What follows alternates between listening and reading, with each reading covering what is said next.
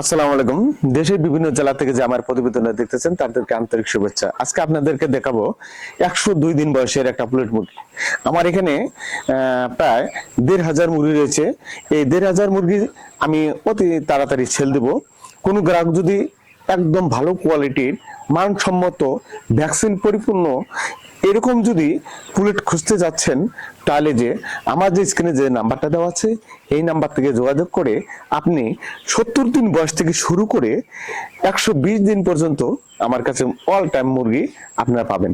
তা আমি আপনাদেরকে একটা বিষয় নিয়ে কথা বলি যে মুরগি কিনতে গেলে কি কি আপনাদের দেখতে হবে, বিষয়টা যে কোন মুরগিটা কিনলে আমি লাভবান হব, এই বিষয় নিয়ে আপনাদের কাছে কিছু আমি আপনাদেরকে সম্পূর্ণরূপে তুলে ধরবো।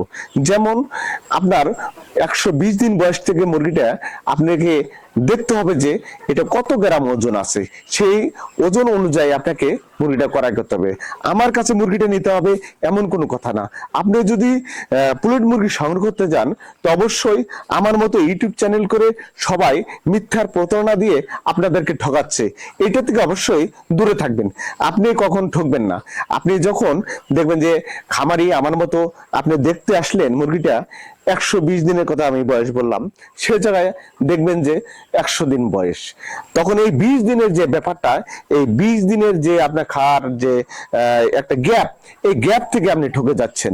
আর একটা বিষয় হলো যে এই গ্যাপ আপনি কিভাবে মেকআপ দিবেন আমি আপনাদের কাছে সম্পূর্ণরূপে বিলীন করে দিচ্ছি। আপনি বলবেন 120 দিন বয়স হলে সেই মুরগিটার অবশ্যই ওজন থাকতে হবে অবশ্যই 1400 থেকে 1500 গ্রাম।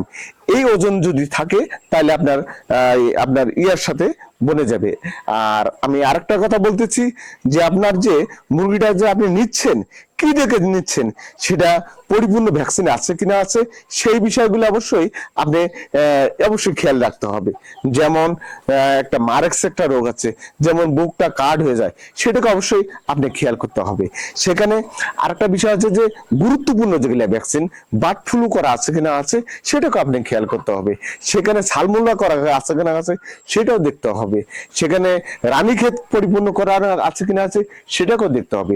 মুরগির গ্রোথ কি করা আছে পরিপূর্ণ আছে কিনা আছে সেটাকেও দেখতে হবে।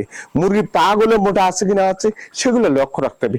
এই সম্পূর্ণরূপে যদি আপনি যদি ক্লিয়ারলি ভাবে যদি আপনি যদি সবই এক পান, অথবা দেখা যাচ্ছে কোনো ফার্মে এসে ছোট কোনোটা বড় এরকম মুরগি নেওয়া যাবে না।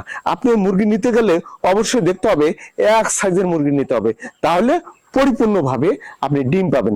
আর যদি ছোট অথবা বড় মুরগি ক্রয় করেন তা দেখা যাবে যে একটা বড় মুরগিটা আগে ডিম দিবে, ছোট মুরগিটা পরে ডিম দিবে, 1 মাস তফাৎ।